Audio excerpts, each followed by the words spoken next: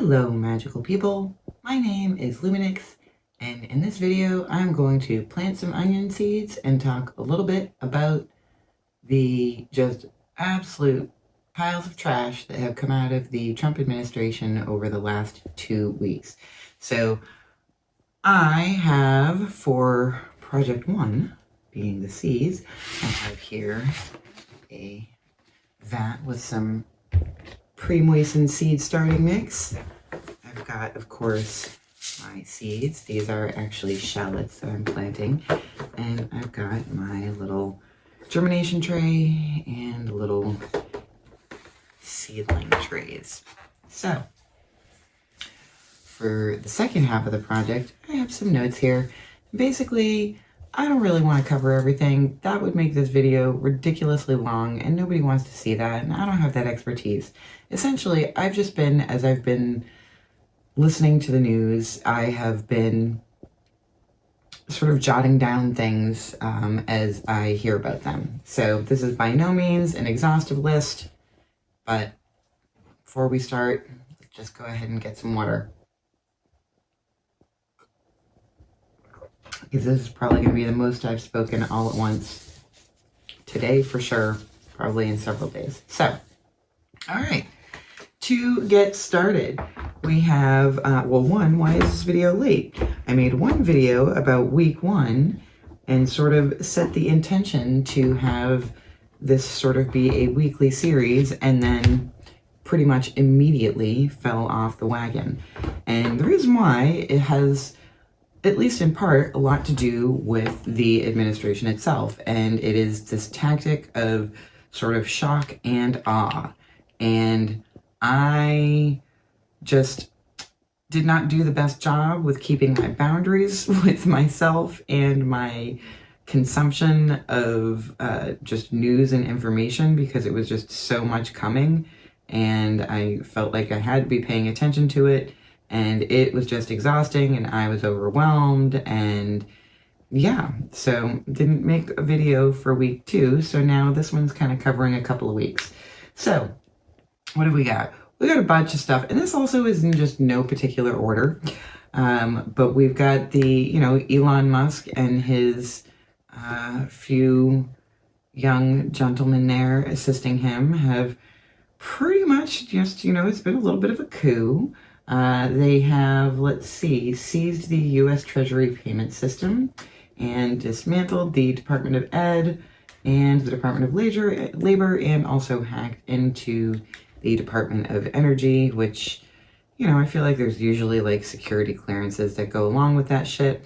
And I haven't really super closely followed the news over the weekend here. I'm recording this video on Sunday night, but I do believe that there have now been some actions taken in a court to at least put a temporary stay on some of these things, or a temporary restraining order, I think it's called. I don't know. I'm not an attorney. Also, just to completely jump to another bullet point that is only marginally related, Harmeet Dillon, who is an attorney who had previously made many media appearances using incorrect information about trans people, has been nominated to the Department of Justice Civil Rights Division. So that's bad, and not only just that, that's one of the things that is bad in the long term. There's lots of things that are disastrous in the short term, medium term, long term, and we're going to put that in the long term. Let's see. Also, of course, this one's pretty immediate damage, but trans women being forced into men's prisons on a federal level. And as I understand it, there are 16 trans women who are federal prisoners. So that is a whole lot of effort and a whole lot of just in order to create an executive order, you figure that's at least a couple few interns, the time it takes Donald Trump to even sign it. That is a lot of your and my government resources going to impact just, cruelly, really with no reason whatsoever, 16 people. So that seems, maybe one place that Elon Musk could look at efficiency is just, kind of looking in the mirror and looking at his co-president there and asking themselves if the actions that they're taking are really particularly efficient or effective for the American people at large. Let's see, about a week and a half ago, I don't know, or 7 years ago, however long it's been, there was a horrific plane and helicopter collision in DC, and pretty much within like just not very long, I think it was within an hour, maybe a couple hours, I don't know, President Trump was blaming DEI for that collision. I don't know that any full determinations have been made as of yet, but from as I understand it, it is actually much more likely that understaffing was the problem. And I also heard a stat that like 90% of US airports, their control towers are understaffed. So that is horrifying, and I am not a person who likes to fly anyhow, but that certainly doesn't do anything to set any anxieties I might have around that at ease.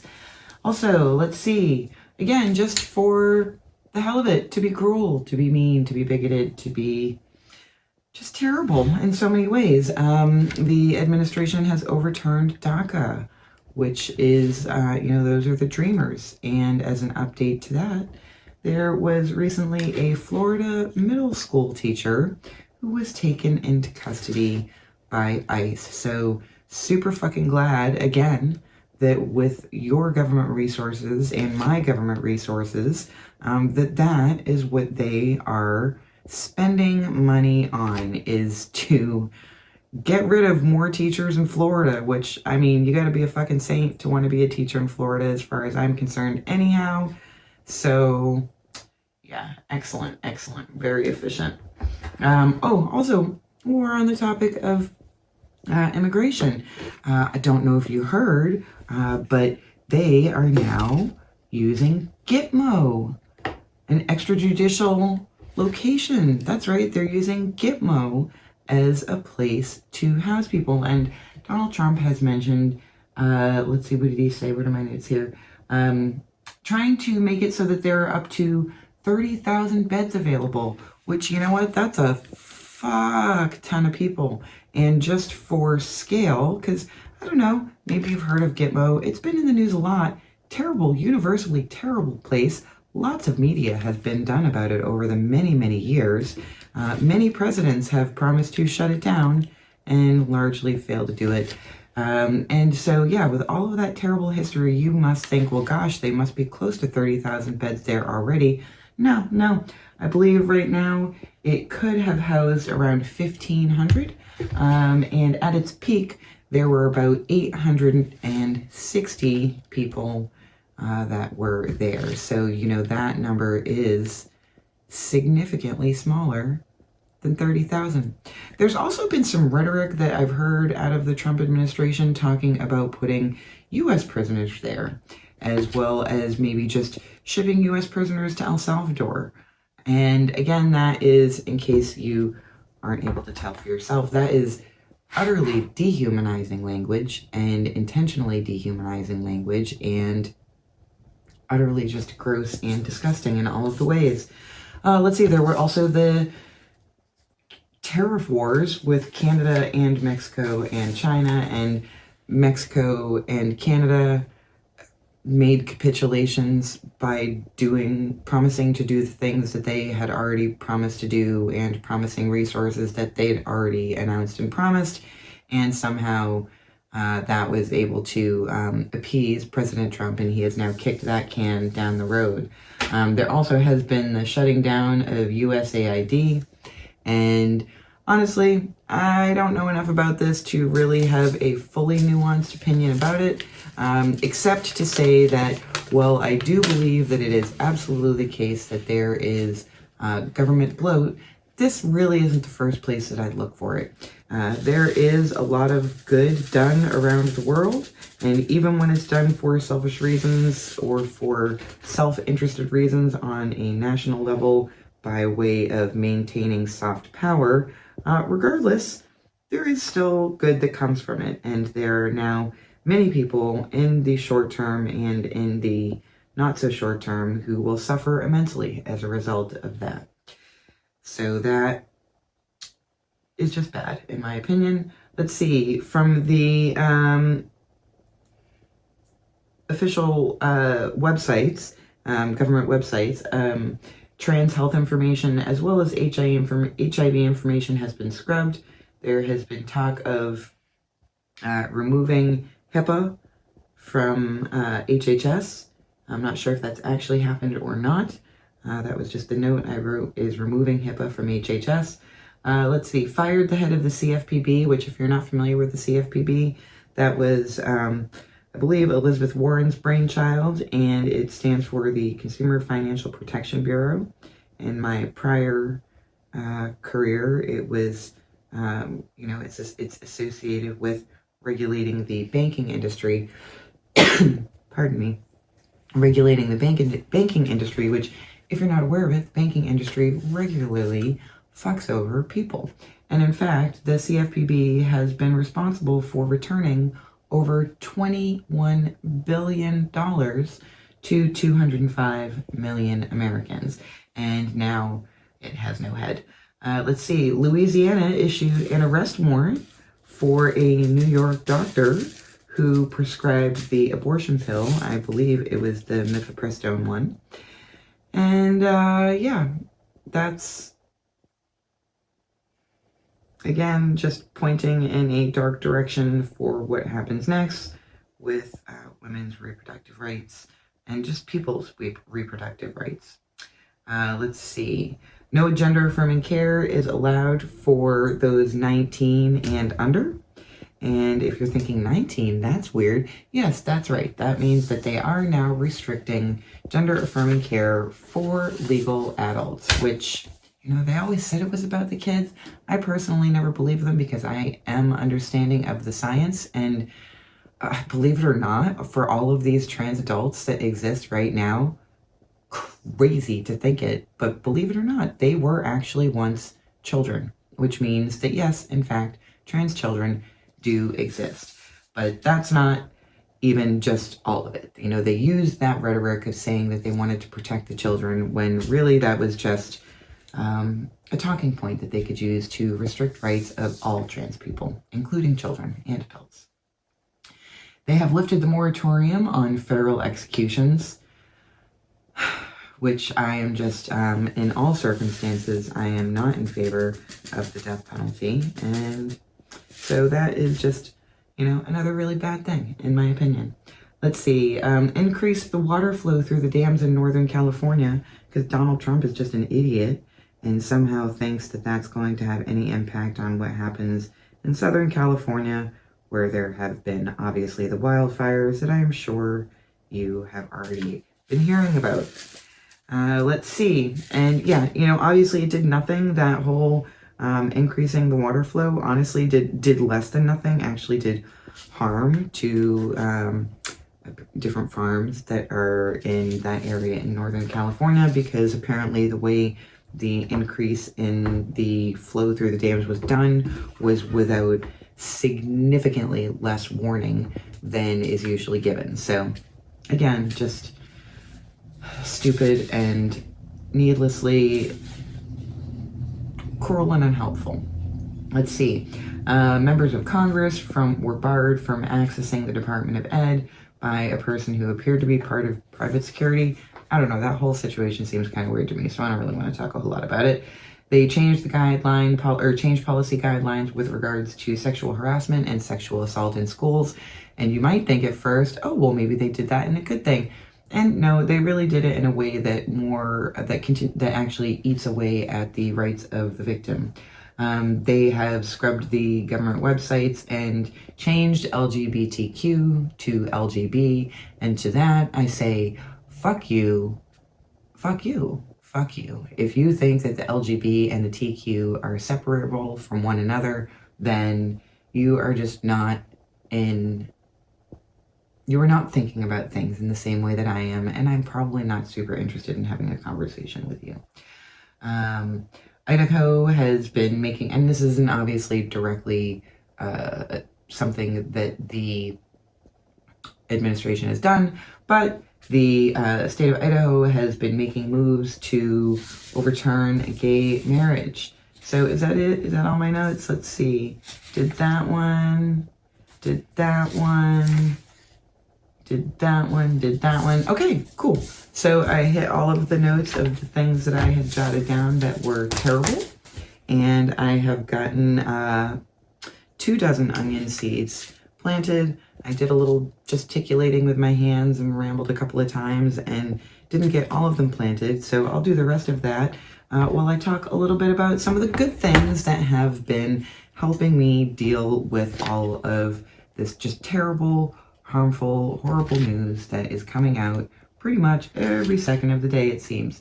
And that has been garden time. Garden time, of course, is one of the things that has been keeping me just feeling balanced and, that there is optimistic things, that there's beauty, that there is wonder, that there are miracles that happen every day, helping me keep that in mind while also learning about all of the BS. So I planted some radishes last week on Imbolc, which Imbolc is the midway point between the winter solstice and the vernal equinox.